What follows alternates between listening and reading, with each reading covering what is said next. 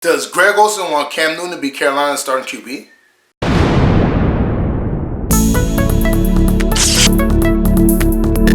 What's going on, Panther Nation? It's your boy LCameraTV here, man. And I've been working on something for a little while now, but I finally got it in place. I got my affiliate link for NFL shops, so you can cop all your NFL gear on my page. The link is in the description below, man. I know y'all want your Carolina Panther jerseys, hats, mugs, all types of cool stuff. You know, I got a Cam Newton jersey. I'm trying to get a Christian McCaffrey and a Luke Kuechly, you know what I'm saying? I got offense. I definitely need defense, man. So any NFL fan or Panther fan that wants some NFL gear, come to my affiliate link, cop some jerseys, cop some mugs, cop some stuff, man. Make sure you represent the Carolina Panthers when they're in London and wherever else, man. And thank y'all for showing love and tuning in. Definitely cop some gear. If y'all don't want the L camera, you might as well get the Carolina. Oh! On LCameraTV, make sure you like, subscribe, and share with y'all cool things like Facebook and Reddit and Instagram and Rumble.com and Twitter and wherever else. And guys, we got a lot to talk about, man. One, this is the bye week, so we gotta talk about, you know what I'm saying, a certain idea I have for this bye week that we can do and actually will help us out. Definitely gotta talk about that. A certain tight end might want a QB change. Gotta talk about that. And just in general, you know what I'm saying, what I think this bye week should be about and what we should do. So we got a lot to talk about today, guys. So let's get started. So the first thing I want to get into is that it's the bye week, and hopefully, you know, a lot of guys are resting up and healing. You know what I'm saying? Obviously, our defense is playing amazing, but I think our defense with Dante Jackson back, especially with Ross Cockrell either playing the nickel or, you know, as a backup. Ross Cockrell's actually playing pretty good anyways. Be honest with you, you know what I'm saying, I wouldn't be mad if, Javier Allen's pretty good, but I want to see Dante Jackson back in, even though I like Ross Cockrell. He's been playing pretty well. You know what I'm saying? But this is a time for us to get some players back, man. So get some players healthy. Obviously, Greg Little, Trey Turner, you know what I'm saying, Dante Jackson. There's a few guys banged up, you know what I'm saying. But the thing is, too, is I think some people might have lost their jobs. You know what I'm saying? As far as, I like Greg Little a lot, but Dennis Daly had the best Pro Football Focus grade for left tackle out of any left tackles in all the league last week against Tampa Bay Buccaneers. And he, you know, held Shaquille Barrett to, I think, 1 QB hit and 0 sacks. So overall, he played amazing. So that's a conversation about that. I think Dennis Daly might keep the position, man, because he's playing amazing. You know what I'm saying? And you need a left tackle. Mind you, Greg Little is very good also. So we'll see how Ron Rivera handles that situation, you know, personally. Trey Turner, I can't wait till he comes back. Even though Darrell Williams has been doing a serviceable job, I think Trey Turner's better. And plus, you know what I'm saying, I would hate for Darrell Williams to get injured because obviously, like I said, I don't think he's going to be on our team next year.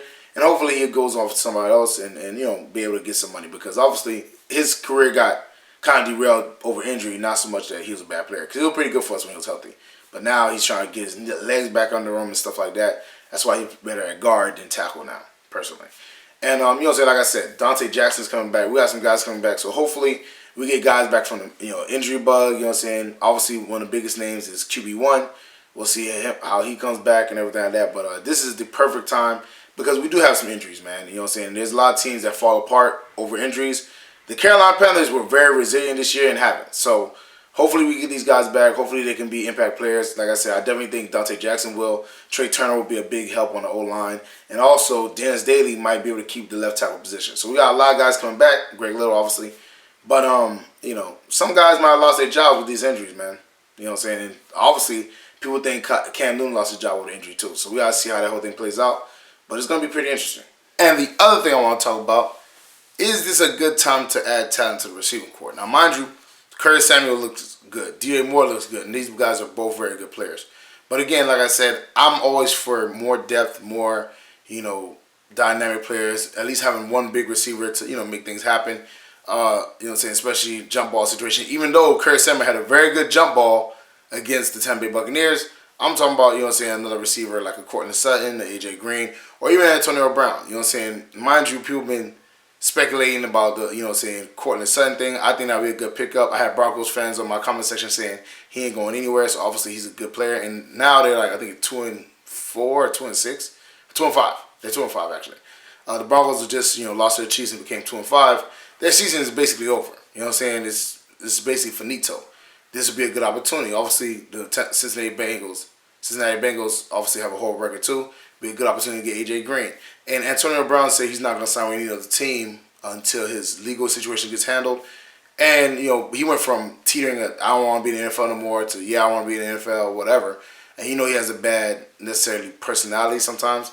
So Antonio Brown wouldn't be the greatest selection for me personally. But as far as the A.J. Green and the Cortland Suttons, I think that would be a really good pickup. But this is probably the best time to do that because we are on a bye week and they'll get like a week to get acclimated to the system. The Panthers already made a move by letting go Ray McLeod and bringing in another kick returner. I'm blanking on his name right now, but he's from the Jets. So, you know what I'm saying? So they already made some moves, whatever, but this would be a good opportunity, man, especially because you see teams that are struggling making major moves, like the Rams getting Jalen Ramsey. So why not the Panthers, who are on a 4-game win streak, they're 4-2, and they can keep this win streak going if, they add a few pieces and things like that. And I think receiver is the most, needed position that we have currently because we got Trey Boston in the secondary, and then we got Dante Jackson. Ross Cockrell looks good. Javon Elliott looks good. The D-line is dominant. They, has some additions. O-line is holding up really well. Christian McCaffrey has Reggie Bonifant and Jordan Scarlett, who Reggie Bonifant looks like he can play really well also. The worst position that we have, collectively, even though they're pretty good in themselves, is Curtis Samuel, DJ Moore, and Jarius Wright. So definitely, I think that would be a good position. Add some talent while you're in the bye week. Give these guys a week to basically learn the system and everything like that. It's gonna be difficult, but it's definitely a good idea personally. So we'll see how that whole thing plays out. I don't think they will, but I think this would be a good idea. At least field some calls, see what the Broncos are asking. If they're not asking that much, why not? Go for broke. This is a very important season for Ron Rivera and Marty Herney. Might well try for it, And finally, because this is the bye week and Greg Olsen is probably going to have a position in being an analyst after he retires, he was doing a lot of press conferences, man. He was going to ESPN First Take and First Things First and all these other places. And he was talking about the whole Cam Newton situation, right? And he was saying he's happy he don't have to make that decision, which is a very difficult one, obviously. He was just talking about how, the team is doing and everything like that. But there was one interview he did where he basically was like, it kind of started showing on ESPN, and there was another interview he did. It kind of started showing who he was leaning towards. And it sounded like, to me, he was leaning more towards Cam. He was like, we all know what Cam did for this organization. He saved my career, this, that, and the third. And he was like, obviously, we know Cam Newton when he's healthy, he's dominant, and this, that, and the third. And he was kind of like bragging on Cam Newton a little bit. Now, mind you, obviously he has a really good relationship with Cam. They've been, together for, eight years, whatever.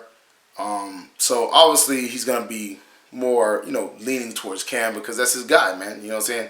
But looking at it objectively, I think Greg Olsen couldn't say who he really would choose because obviously you don't want to disparage Kyle Allen while promoting Cam Newton and vice versa. You know what I'm saying? So it's kind of a thin line that you walk on. That's what I don't necessarily like about the media. They ask you questions to kind of screw over your teammates, which I don't really get. But, it is what it is. That's how the media works. But it was, I'm pretty sure if you put him on a lie detector test, I'm pretty sure he was leaning more towards Cam. And like people said, maybe they're going to say he's biased, maybe, whatever have you. But I think, he's looking at the talent level. I'm pretty sure, Greg Olsen came and seen a lot of people go, Thomas Davis, Ryan Khalil, guys that he had a really good relationship, especially Ryan Khalil. Ryan Khalil and Greg Olsen and Luke Kuechly and all those guys used to go fishing together. They had really good relationships. So he's seen guys come and go, over his 8-year span with the Panthers. So it's not like he doesn't know, that, sometimes it's time for to move on from a player. But I think he's just looking overall talent-wise. When Cam Newton's healthy and when Kyle Allen is healthy. And he was, obviously he premised his comments by saying, if Cam is healthy, and that's what he's saying. We don't know when Cam's going to be healthy. We don't know the timetable. But when Cam is healthy, it seemed like he was kind of leaning more towards healthy Cam than healthy Kyle Allen. And like I said, it's not a shot at Kyle Allen, but I just feel like when backups play well, you shouldn't just jump to replace your starting quarterback. Obviously, Teddy Bridgewater is playing well. You're not going to replace Drew Brees. Matt Moore just beat the Broncos. Patrick Mahomes has a dislocated knee. Matt Moore just won a game. So if Matt Moore goes 4-0, do you replace Patrick Mahomes? You see, it just doesn't make sense to replace the starter just because the backup is playing well. because that's what the backup's job is supposed to do. When Derek Anderson, I think Derek Anderson, every time Cam been out, actually won the game. I think he beat Tampa twice. Derek Anderson was a really good backup for us, but nobody said replace Cam Newton. So I don't understand why the difference in this situation. Maybe because Kyle Allen is younger, Cam Newton's older. Who knows? You know what I'm saying? Maybe because Patrick Mahomes is a younger quarterback. You know what I'm saying? They're not gonna say replace him. But in a situation like Drew Brees, who is an older quarterback and has like I think 1 year left on his contract, and you got Teddy Bridgewater, who I think will be a free agent after this year, that makes more sense to just transition to Teddy Bridgewater than Drew Brees, because obviously he's a younger quarterback. He's probably gonna be your future. He used to be a starting quarterback in the league. Why not just, you know what I'm saying, continue on with him instead of putting in Drew Brees? Nobody says that. So to me, it's just funny how the whole thing works. And like I said, I think Greg Olsen would lean more towards Cam than Kyle Allen. But, you know what I'm saying, it was just kind of interesting watching his interviews and seeing what he was talking about and seeing what he's thinking, man. Because, again, very difficult decision. Obviously, Ron Rivera makes the big bucks to make these decisions. Marty Herney makes the big bucks to make these decisions. And ultimately, David Tipper plays a big role in it also. David Tipper, you know, obviously he's a new owner. He might want his own quarterback. You know what I'm saying? He wants to start off fresh. And that's fine. If that's what he wants to do, that's his choice. But again, like I said, I think David Tipper, and mind you, even before the season, David Tipper was saying Cam Newton might have to sit out a year to get his shoulder right. Now, mind you, Cam sits out, and the narrative goes from get him healthy to, replace him. So I don't know how this whole thing is working, but we'll see. Like I said, they make the big belts to make these decisions, and I'm just happy I'm not in that position. Well, that's it for me, guys. Make sure you like, subscribe, and share cool things like Facebook and Reddit and Instagram and Roll.com and Twitter and wherever else. And guys, in the comment section, man, what do you think the Panthers' most weakest link is? Meaning that the position or area the Panthers need to improve on the most.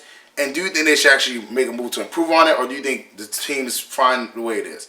I know a lot of you guys are going to say they're fine the way it is, but I have the mindset of always try to improve your team and always try to get better, because, again, you never know when a situation could happen that, you know, maybe a lineman goes down or something like that, whatever, and, you know, so your team is not as cohesive and good as it was before.